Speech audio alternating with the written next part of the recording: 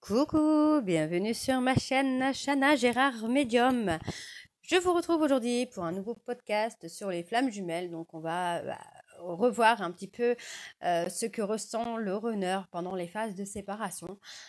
Puisque j'ai eu pas mal de chasers qui m'ont dit oui, non mais il s'en fout, il refait sa vie, il vit sa best life, alors que pas du tout, ce n'est pas le cas du tout, je vous rassure les chasers. Et ce n'est pas pour vous faire plaisir. Donc on va revoir un petit peu les émotions que le chaser ressent au cours de la relation, au cours du lien, mais également pendant les séparations, pour que vous puissiez comprendre un petit peu sa façon de fonctionner et aussi comprendre que le runner porte un masque pour ne pas montrer ce qu'il ressent vraiment. Alors, on refait un petit point sur le concept de flammes jumelles. Donc, les flammes jumelles sont deux âmes qui sont destinées à être ensemble, malgré le chemin que vous devez parcourir, qui est parsemé d'embûches, de séparation, de pleurs, de douleurs. Moi, je suis passée par toutes les étapes, donc on arrive quand même, moi j'arrive en tout cas à ma complétude, je ferai un podcast sur la complétude. Mais c'est vrai qu'on arrive quand on met les pieds dans ce parcours de flamme jumelle, on imagine que c'est tout rose, alors que pas du tout. C'est des montagnes russes émotionnelles, c'est une relation en dents de scie, on peut même pas parler de couple, puisqu'il n'y a pas de couple, finalement, puisque le runner ne veut pas s'engager. Donc finalement, le chaser n'a que des miettes. Donc dans cette dynamique, on retrouve finalement les deux rôles, donc le runner, celui qui fuit, et le chaser, celui qui poursuit. Le chaser qui est toujours lui dans la compassion, en train de trouver, alors dans un premier temps en tout cas pour beaucoup de chasers, de trouver des excuses au comportement du runner qui peuvent être toxiques. D'autres chasers vont penser qu'ils sont avec un pervers narcissique, alors que ce n'est pas du tout le cas. Donc rassurez-vous, je ferai d'autres podcasts pour revoir un peu les points, par exemple, qui vous font penser que vous êtes flamme jumelle, pour confirmer que vous êtes flamme jumelle, ou en tout cas qui pourraient vous aider à mettre le mot de flamme jumelle dessus. Moi, je sais que j'ai eu beaucoup de mal. Je ferai d'ailleurs un podcast sur les flammes jumelles, ce que j'en pense, le concept, etc., etc., parce que c'est vrai qu'au début, moi, je n'y croyais absolument pas.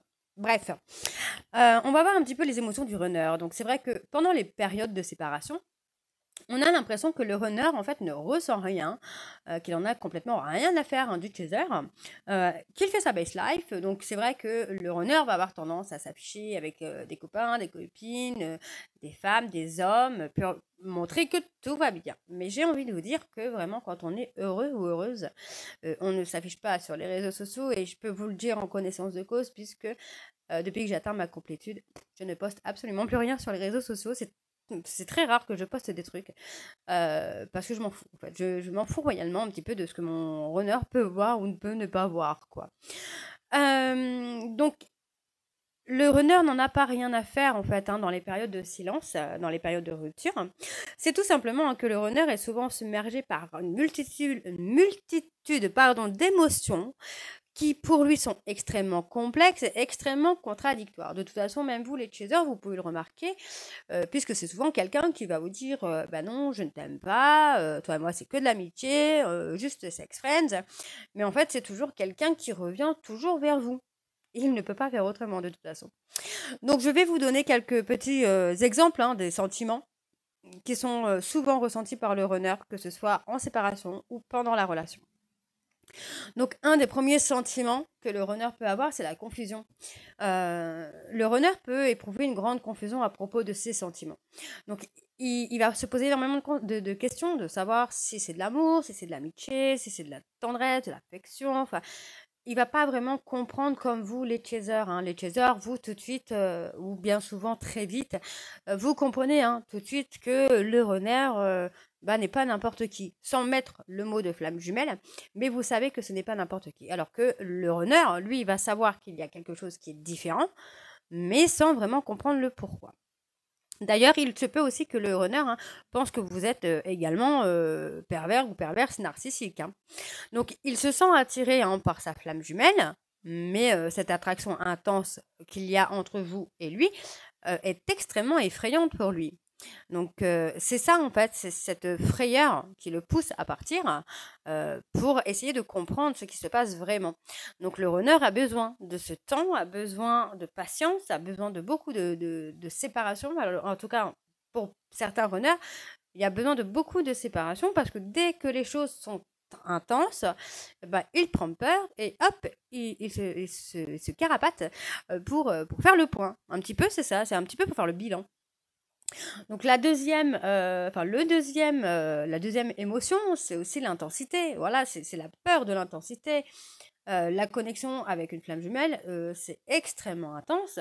Le runner, pour lui, c'est quelque chose qui est accablant, c'est quelque chose qui peut l'étouffer finalement.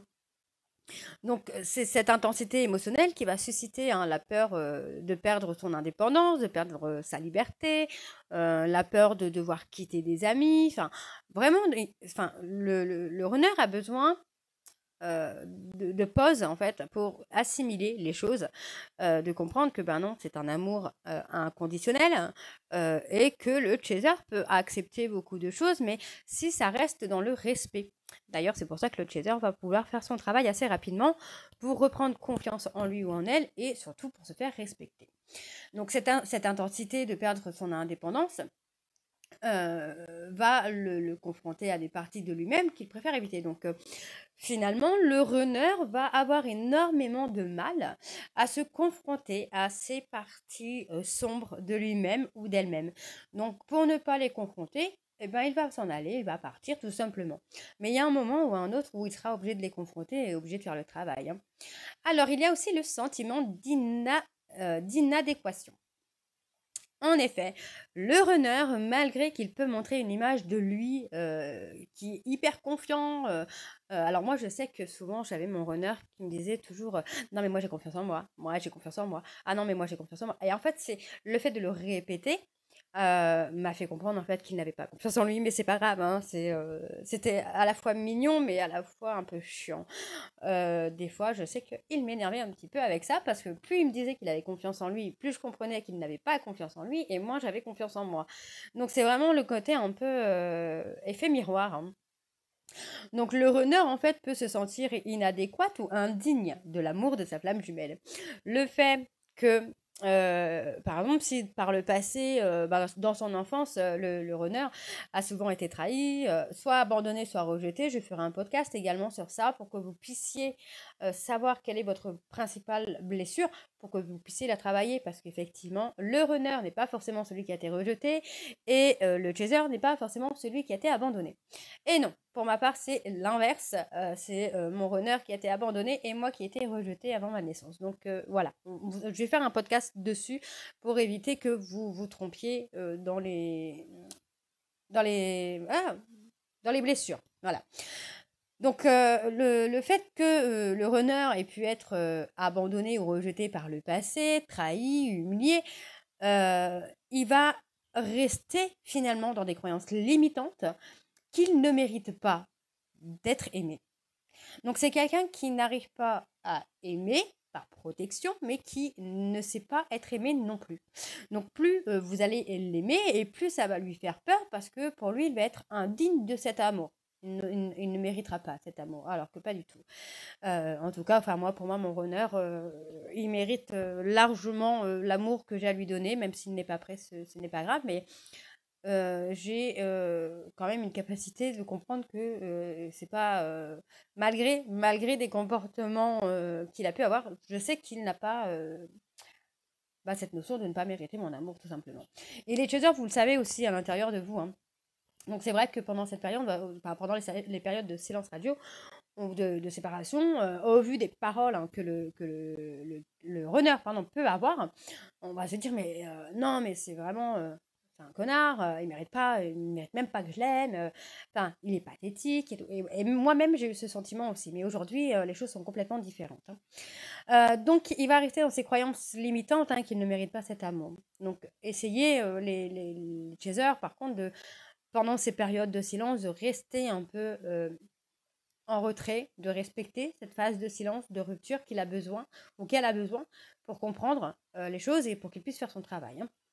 Donc le runner va avoir besoin de temps et d'espace. Effectivement, parfois le runner a simplement besoin de temps et d'espace pour traiter ses émotions et ses pensées. Tout simplement parce que le runner ne peut pas faire plusieurs choses à la fois comme le chaser peut avoir cette capacité de faire. Malheureusement, le runner a la capacité de mettre le bouton off alors que les chasers ne peuvent pas. Donc on a chacun nos capacités. Nous, les chasers, on a quand même la capacité de traiter les émotions, les pensées assez rapidement. Même si on est en souffrance, on va le faire.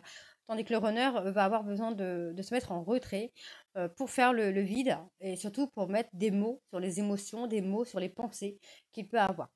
Donc la séparation va offrir une occasion de croissance personnelle et de réflexion, aussi bien pour le runner que pour le chaser, même si c'est beaucoup plus... Alors, dans un premier temps, c'est beaucoup plus douloureux pour le chaser que pour le runner. Tout simplement, alors, je ne vais pas dire que c'est plus douloureux, mais le chaser n'a pas cette capacité de mettre son bouton off. Donc le chaser va être en authenticité à 100%. Donc s'il est en souffrance, il va dire qu'il est en souffrance. On va le montrer, il aura beaucoup de mal à le cacher. Alors que le runner, lui, il peut être en souffrance intérieure. Physiquement, vous ne le verrez pas. Vous aurez l'impression qu'il en a rien à faire, qu'il vit sa meilleure vie, alors que pas du tout. La nostalgie et les désirs de réunification. Donc effectivement, malgré la distance qu'il crée, le runner ressent souvent un profond désir de retrouver sa flamme jumelle. Parce qu'il y a cette énergie qui le pousse à revenir vers sa flamme jumelle. De toute façon, que ce soit le runner ou le chaser, quand ils sont séparés l'un de l'autre, il y a cette sensation qu'une partie de nous n'est pas là. Pour ma part, je sais que pendant les séparations, j'avais toujours un moment de vide, un moment de fatigue extrême, où pendant plusieurs jours, je n'avais envie de rien.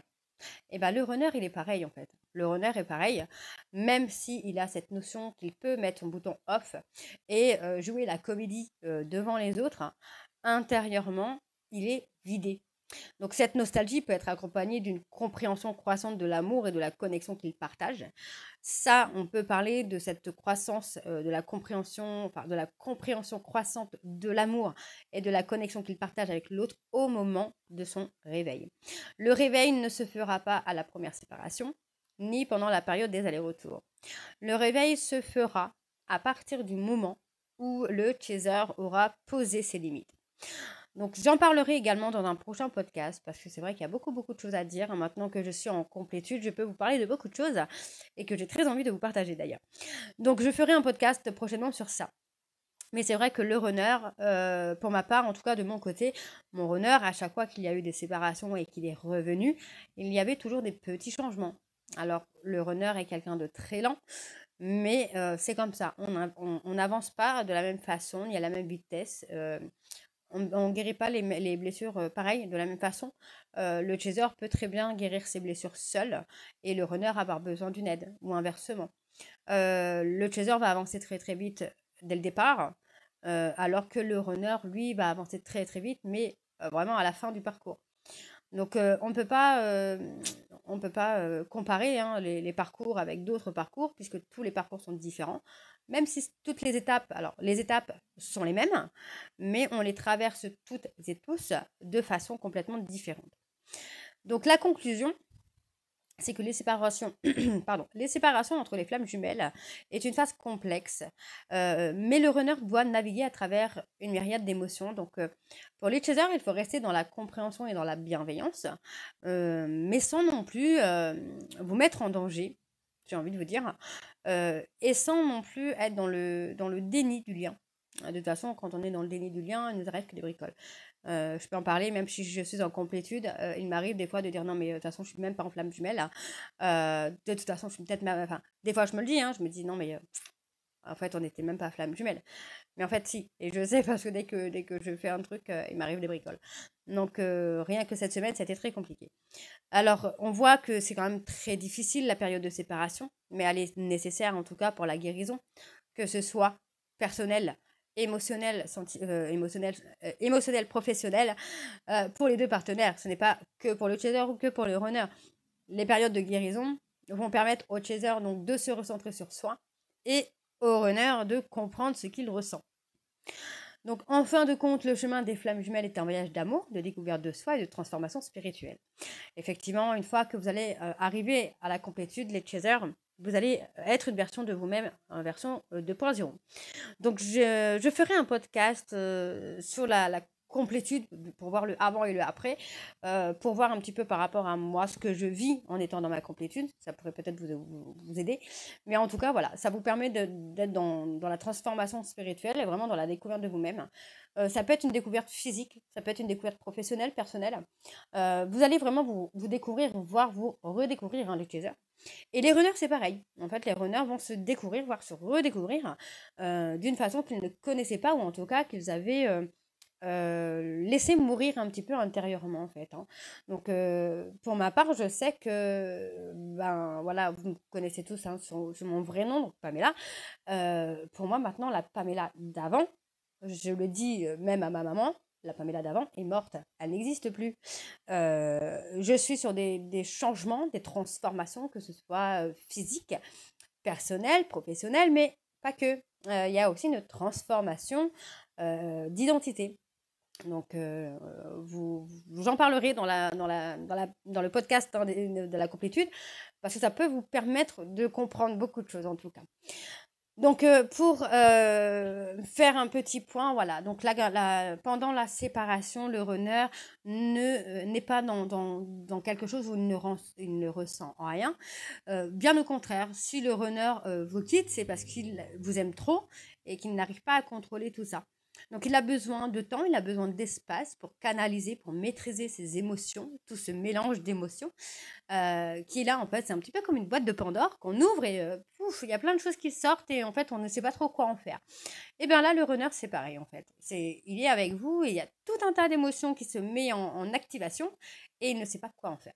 Donc, il a besoin d'espace, il a besoin de temps, il a besoin de silence, de retrait pour comprendre tout ça, pour maîtriser tout ça, pour remettre chaque émotion dans leur petite boîte et pour être beaucoup plus serein. Donc il a besoin de temps aussi pour travailler sur ses blessures, à sa façon, à son rythme, de travailler sur son ego également, puisque l'ego n'est pas bon non plus pour les flammes jumelles. Et ça va lui permettre d'avancer, mais ça va vous permettre également, vous, d'avancer les chasers. Donc les séparations sont nécessaires. Et en tout cas, pendant ces séparations, j'ai envie de vous dire... ne tirez pas de conclusions trop hâtivement sur ce que le runner peut poster au travers des réseaux sociaux ou sur ce que le runner peut vous dire quand il vous parle, parce que le runner peut vous dire des choses qui sont totalement fausses, mais totalement fausses. D'accord? C'est tout simplement parce que le runner va vous pousser à l'abandonner ou à le rejeter, tout dépendra de sa blessure. C'est tout simplement ça en fait. Mais c'est aussi pour se prouver à lui-même ou à elle-même qu'il ou elle avait raison finalement, que la personne avec qui il est, voilà, c'est la blessure d'abandon qui revient par exemple.